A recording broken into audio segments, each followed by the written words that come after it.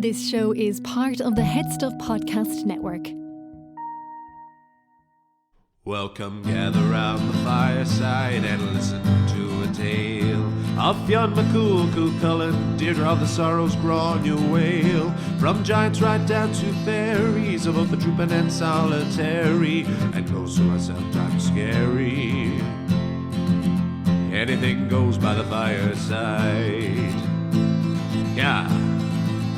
Fireside, the Puka fireside, the Marrow fireside. Kings and queens fighting heroes, don't you run from the fun, there's no need to hide. Sit by the fireside.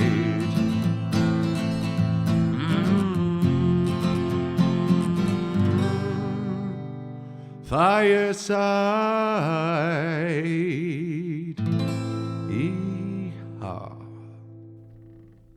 Hello and welcome to Fireside, the Irish storytelling podcast. Each episode of Fireside, we take a story from folklore, mythology, we retell it, have a chat about the tale itself and about the craft, culture and history of storytelling. My name is Kevin C. Olahan. I'm your host and your Fireside Bard. Welcome to episode 172 of Fireside. Today on the Irish Storytelling Podcast, we continue our look at the epic saga of the Battle of Ventry. This is our second story from the saga. This is Ventry Part 2, Oisín and Osgar. But first, a big welcome to all new and returning listeners. If this is your first time listening, why don't you at least listen to the first part of the Ventry saga in episode 172 episodes ago.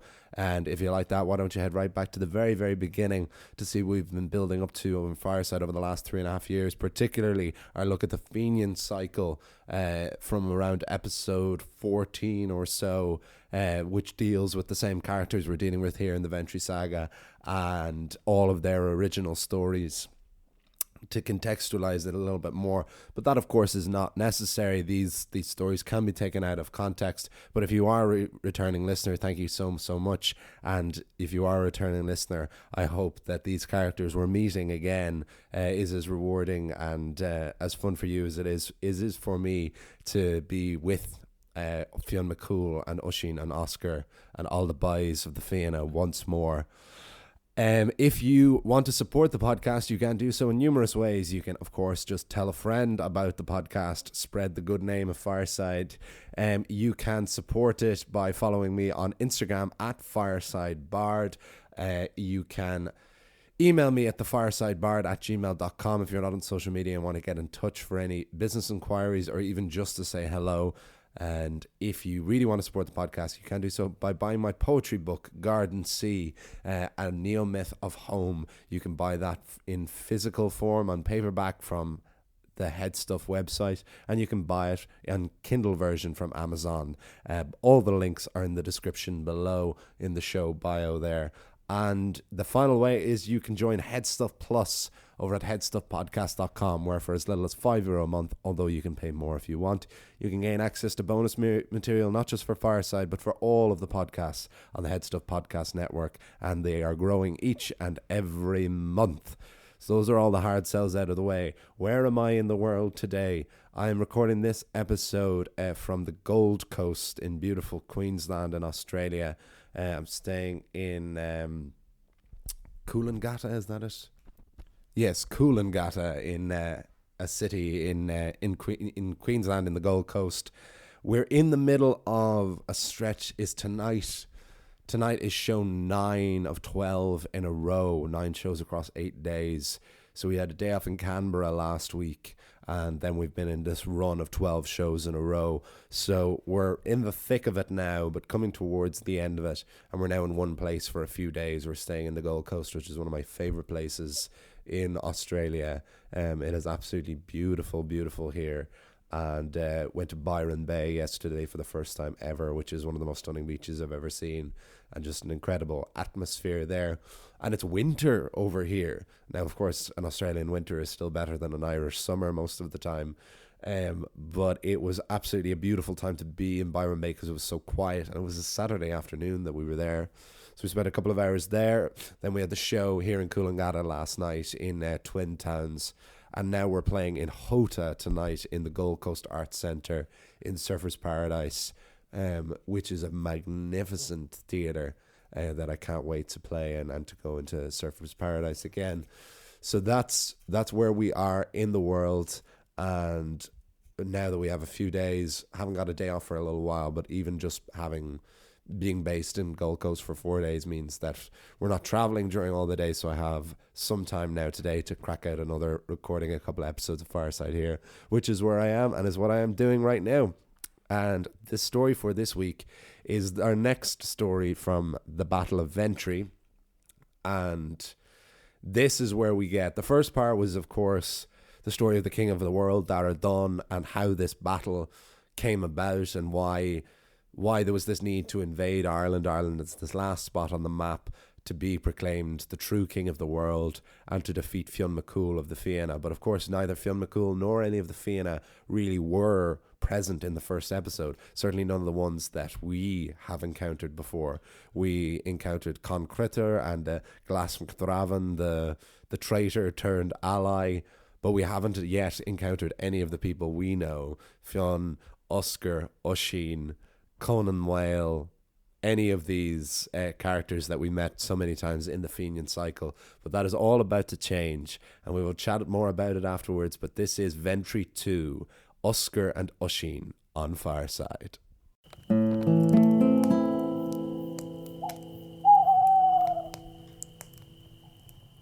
Ventry 2, Oisín and Oscar.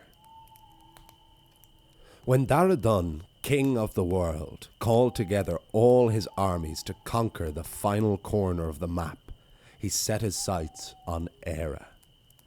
This was the island that was home to Fionn MacCumhaill, the greatest known warrior in the world. If Dara Dun could not defeat Fionn, if he could not conquer Éire, then he would never truly be the king of the world. Before they arrived, the powerful King of France had said to Dara Dun, "I will join your fight, but only if I can personally kill Fionn MacCumhaill myself. My armies will easily overpower Fionn, and I have a personal gripe with their leader." The King of France went on to tell the King of the World what had transpired. Fionn MacCumhaill had been invited by the king over to France to teach his son the art of war.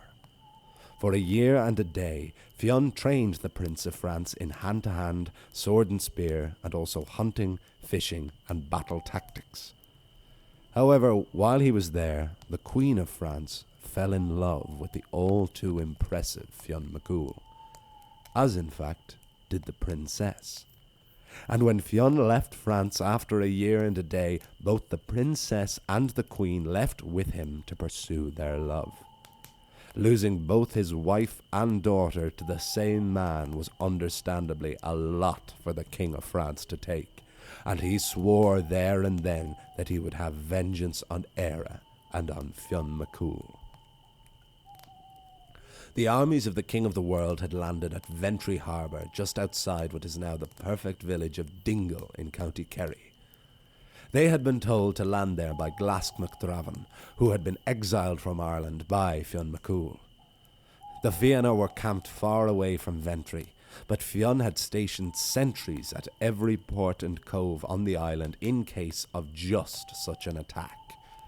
It was Con Critter who defended Éire from the first wave of attacks and beheaded the King of Spain. Glas McThravan went ashore and found that Con Critter was a cousin of his. Con assured Glas that if he fought with the Fianna now, that Fionn would forgive him for his betrayal. Glas McThravan asked for his leave from the King of the World. Dara Dun granted this on the condition that every day of the battle, Glas would return to the king and give him a report. Who had fought, who had fallen. Glas agreed. A messenger of Fionn MacCumhaill finally arrived at Ventry, and after tasting battle himself, was sent to tell the Fianna of the war at their nation's shores. Glas also asked the messenger to visit his father, Bo Darach, king of the gods, the Tuatha De Danann, and ask for their aid. Glas and Con remained at Ventry to defend Éire and wait for reinforcement. The messenger found the Fianna camped at Thomond, in what is now the county of Limerick, where the river Shannon meets the sea. It was custom that when a messenger arrived, that the chief was the first to greet them. The chief had to be the first to hear any news, good or bad. They had to be the one to tell their own clan. When Fionn MacCumhaill heard the messenger out, he spoke to his assembled warriors of the Fianna. "Accordia, it was always prophesied that one day the armies of the world would come to our humble Gaelic shores. That is why Éire has always needed the Fianna, and now is the day when we justify our existence. We owe this to every king, chieftain, every folk on this island to meet this king of the world. He will not take Éire, so he will never be the king of the world." The Fianna would have followed Fionn to the gates of hell. They would easily follow him to Kerry. The Fianna camped at Inch, 10 miles from Ventry harbour. Once they were settled, they asked Fionn to suck his thumb to predict what would happen in the battle.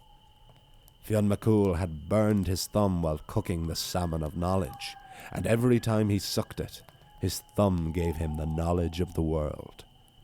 So Fionn chewed on his thumb, through the skin and the flesh and the bone, right down to the marrow. Fionn learned that great churches and chapels and cathedrals would one day be built where the Fianna now stood. This was perhaps predicting the imminent rise of Christianity in Éire. Fionn learned that the Battle of Ventry harbour would last a year and a day, but he did not learn who would be the victor. The night before the Fianna were to join the battle, the impetuous young Oscar, son of the bard of the Fianna, Oisín, and grandson of Fionn MacCumhaill, went to his companions Caoilte MacRonan and MacLuhy and said, "Let us sneak down to Ventry tonight and get a good look at the enemy to give us an advantage for the fight in the morning." The three sprinted the 10 miles to the beach, and by the time they arrived, Oscar was overcome with tiredness, having not slept since the Fianna left Thomond. "I need to sleep if I am to fight at my best," said Oscar, who immediately fell into a slumber that the stroke of his sword would not wake him from. Unfortunately, at that very moment, Dara Dun, the king of the world, was growing impatient with the tactic of sending one army at a time. So he sent 4 kings at the head of 4 armies to tear Ventry harbour apart. The collected roar of the armies as they took to the shore rattled Caoilte MacRonan, who said, "I have ran to the farthest corners of the world and fought in dense battles, but I have never heard the sound of so many men." Fortunately, the sound of the collected horde did stir Oscar from his sleep. He arose with new vigour and with one leap bounded over 10 sand dunes and landed on the beach ready to greet his foes. Caoilte and MacLuhy followed suit, and Oscar and his companions began to draw first blood for Fionn MacCumhaill. Across the strand, Glask MacDravan and Con Crihir were still holding on, but were becoming weak with loss of blood and exhaustion.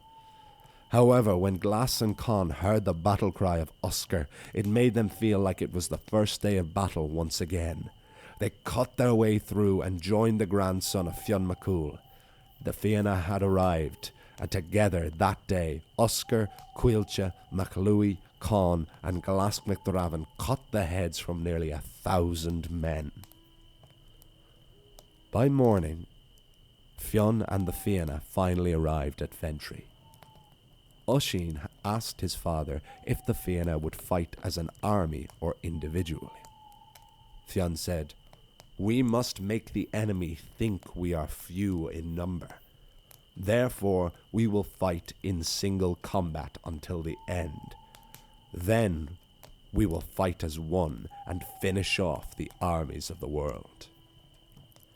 Fionn then asked all of the Fianna, "Who will fight on this first day?"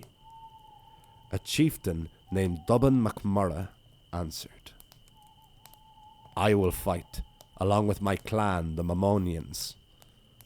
No prince has gone to fight on my behalf without them knowing whether or not they will win, said Fionn. And I am sorry to say, if you fight this day, you will die. Prophecy means little to me, said Dubhan, and I have never backed down from a fight once I have offered my services. Glas MacDravan went on board the barge of Dara Dun and gave the King of the World the challenge of Dubhan MacMurrough. Who will fight this Irish man? Asked Dara Dun. I will, said the King of the Greeks, the head of a formidable army if any of the stories are to be believed. The Greek army came ashore and met with the Memonians. Dubhan MacMurrough faced the king, and the two fought sword and spear in the shallow waters of Ventry. Neither would back down until they had each sunk their swords into the other's heart. They both fell there and were washed out to sea. The Memonians narrowly managed to defeat the rest of the Greek army, but suffered heavy casualties. Next, Fionn asked of the Fianna, who will be the next to fight? I will, said Gaul, a son of the King of Scotland, who had been sent to train with the Fianna. Gaul donned his colours and battle gear and charged onto the beach with no one but his servants with him. He had elected to fight on his own, but his servants would not abandon their chieftain. He would not wait to see who would challenge him in single combat, but rather indiscriminately charged at 3 armies on the beach. Gaul descended into such a battle rage that every hair on his head was electrified. Each strand could have held an apple, there was so much adrenaline in this prince. He tore apart any foreign soldier who made eye contact with him. Soon the armies of the world asked for a break from the fighting. Gaul granted this request. The heads of the armies had such fear of Gaul, none of them wanted to fight.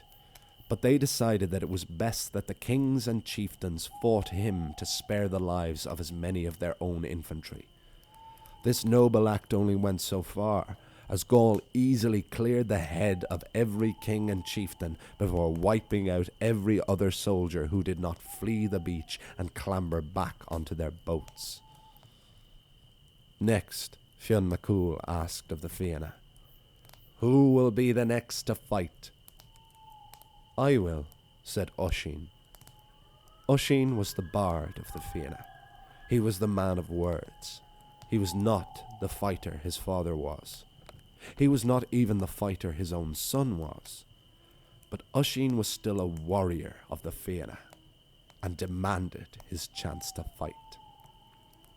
When Glas MacDravan went back aboard Dara Dun's ship and told him of the offer of Oisín, the King of France pushed others out of his way to demand, I came here to take vengeance on Fionn MacCumhaill.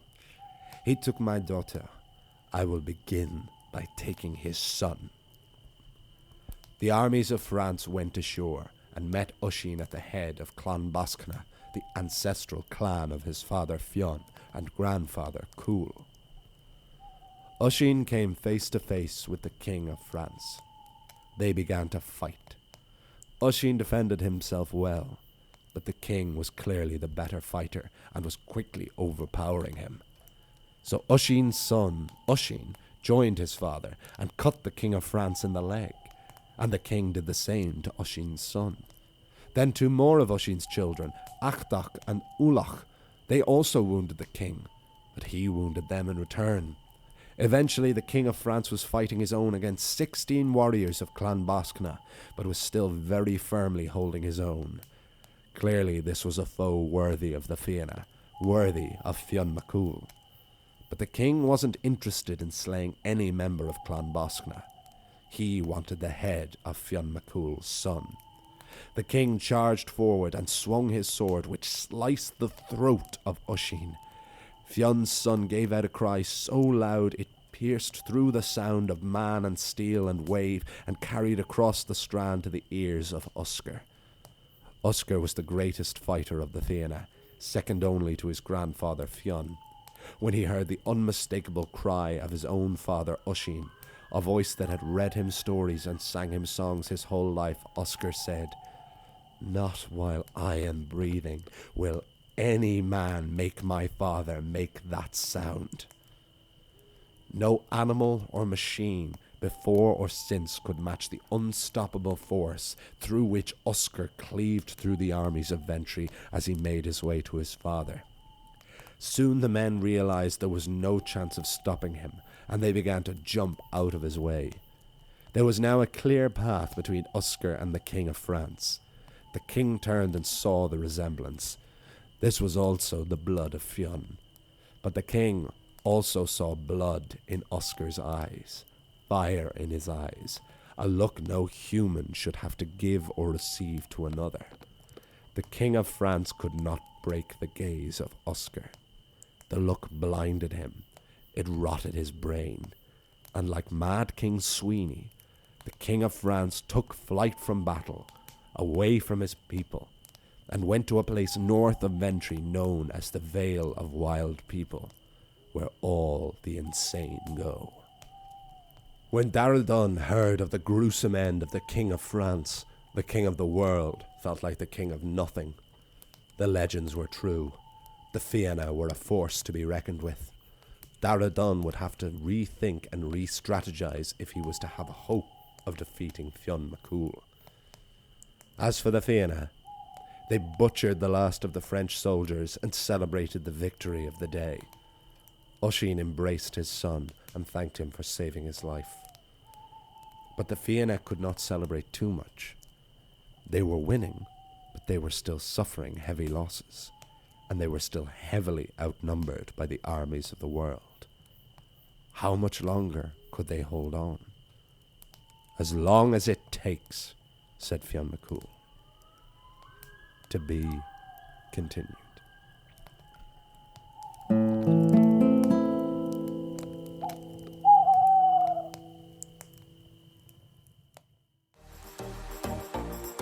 My name is Cian. And I'm James, and we host Sissy That Pod. Sissy That Pod is a fun, informative and comprehensive companion podcast into the world of the queer and colourful cultural behemoth that is RuPaul's Drag Race. Join us every week as we cover the current season of the show, All Stars 7, through the eyes of two queer Irish fans.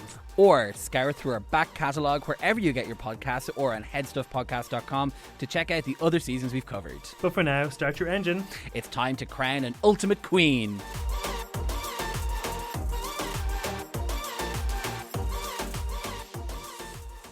And that is Ventry 2, Ventry Harder, Oisín and Oscar on Fireside. And I hope you all enjoyed it. Oh, this was a fun one. I really, really enjoyed this. It's so great to be back with our boys in home country with Fionn and Oisín and Oscar. Oscar has always been like a real MVP of the Fianna. He's very much, you know, he becomes a source of a lot of the interesting drama between Fionn and Oisín, particularly in the later stories of the Fionn cycle, because Oisín becomes this great bard of the Fianna, but is led to believe to be not as good a warrior as Oscar, his son, becomes. Like, Oscar is the one who very much would take over the mantle of Fionn MacCumhaill, and Oscar, who ends up falling in some stories in the final battle with the Fianna, in which Fionn is reported to have died as well, through which Oisín either survives or wasn't there at all because he was already in Tirnanog with Niamh.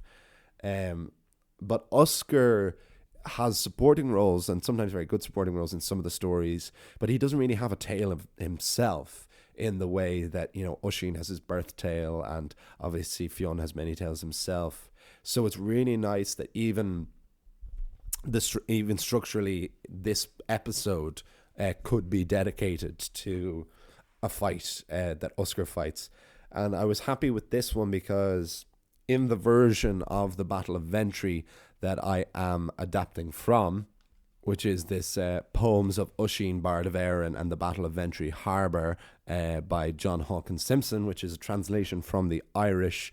This version opens how part one, how Ventry 1 opened with the King of the World amassing his armies. But the first person to speak at that is actually the King of France. So that section at the beginning of this story was at the very beginning of the tale. Whereas in an effort to there's going to be, I think, 4 episodes across the Battle of Ventry, and in an effort to try and make them stand alone, so that if you listen to these episodes 2 weeks apart, or if you listen to them a year apart, you should be able to still pick up and drop them wherever, you know. That's always my greatest hope, is that any of these stories could be listened to out of context, but if you have listened to all of them, it becomes like a rewarding experience, but not an exclusive one, you know. So it's like extra Easter eggs, basically, but that, like, if you listen to them blind, there should still be a story that you can enjoy. That's trickier when Ventry is just like a large story itself, rather than like 4 individual chapters, but it does very much have sections, and there are little ways I'm trying to make them stand alone. And one of them was in an effort to bookend this particular story, because if you listen to both episodes of the Ventry, you're getting the rhythm of it so far. It's written very much like a prose poem, you know, rather than beginning, middle, and end. It is very much like battle, battle, battle, battle, battle, battle, battle. And they each have their own characters and own fighters, and they each have slightly different results and everything, and there's a lot of fun to be played around with the structuring of it. So I thought by putting the King of France at the start of episode 2, you could bookend this story by making this. It gives it a sense of beginning, middle, and end in meeting and killing the King of France within the realm of one story, and then gets it to be this kind of final boss. And what I really liked as well, in terms of this Oisín being not as good a fighter, I really liked the consistency of that, because there tends to be a huge amount of inconsistency with Irish mythology, which is part of the fun, and but can be part of the difficulty in adapting them sometimes, and sometimes you have to fill in a lot of the blanks. But it's really nice that, considering that the Fionn cycle tales, a lot of which predate Ventry as a story by hundreds of years. Ventry was really written down about the 15th century, although it's considered much older orally. But it does kind of stand apart from the Fionn cycle tales. But for it to have the consistency of that dynamic between Fionn, Oisín, and Oscar, and Oscar being far and away this great fighter, probably greater than Fionn at this point, considering Fionn is much older if he's got children and grandchildren. But new news to me, at least, is I didn't know that Oisín had other children of in the Fianna. So there is Oisín Jr. and Ulach and Adrach, as it are the 2 other sons. Considered cutting them because they appear, they fight, and then are probably never heard of again. But I found it very interesting that not only is Oscar his only son, but not his only son, but like that he is the great one, but he still has other sons who are members of the Fianna as well.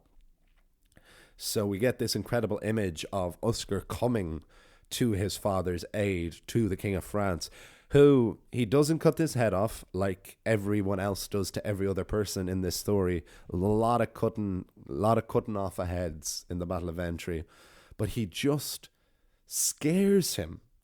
He scares him to insanity, which is incredible, especially having done the madness of King Sweeney, where the King of Ireland goes into this frenzy by the sound of this bell, and loses his senses and ends up flying around Ireland in the shape of a bird.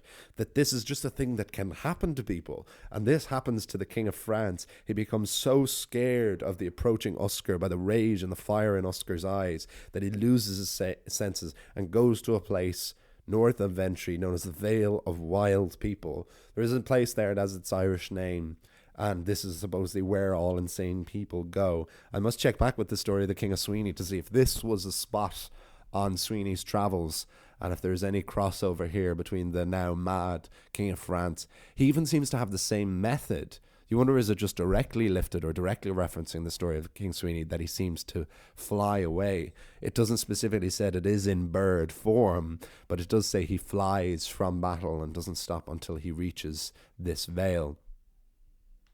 There is also this incredible description. It was, again, so lovely to be talking about Fionn sucking on his thumb again, and to mention the salmon of knowledge. It references the very opening months of this podcast. But there's an incredible description of this, which I hadn't encountered before, of it not just being Fionn sucking or chewing on his thumb, it's that he chews right down to the marrow of the bone. And that incredible description of chewing all through, like, does his thumb then heal every time? Is he like Wolverine? Does he have that power of regeneration? Or is his thumb always bare and he is always just chewing marrow? It's something I never considered before, and it's I love that as an image of to really access the Jesus. I think that was a spoon falling off a sink. To really access that knowledge of the world that you have to chew right down. You basically have to bite your own thumb off. That's a really nice. It almost seems like a contemporary twist on a beautiful gift. You know, that it has conditions to it as well, that it's almost painful for Fionn to predict the future. And Fionn predicts, or he sees, that there will be civilization where they are standing, and he sees that the battle will last a year and a day. Another thing very common, a lot of cutting off heads and a lot of a year and a day in the Battle of Ventry, and in these kind of eras as well. There was an awful lot of that in the Mabinogion, in the stories of Welsh mythology, an awful lot of a year and a day. There's obviously a nice rhythm and poetry to that, and these are the signs. Because if this was spoken orally by a bard, it's these repeated phrases like a year and a day and who will fight this day.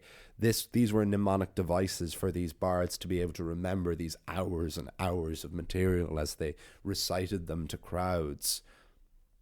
But when Fionn sees that this battle will last a year and a day, he does not see who the winner will be, whether it will be him or with the King of France or the King of the world. And speaking of the King of France as well, we have this incredible beginning to him in this story where Fionn was invited to France to train his son in the art of war, went home, and the poor King of France's wife and daughter both followed Fionn MacCumhaill home to try and follow their love.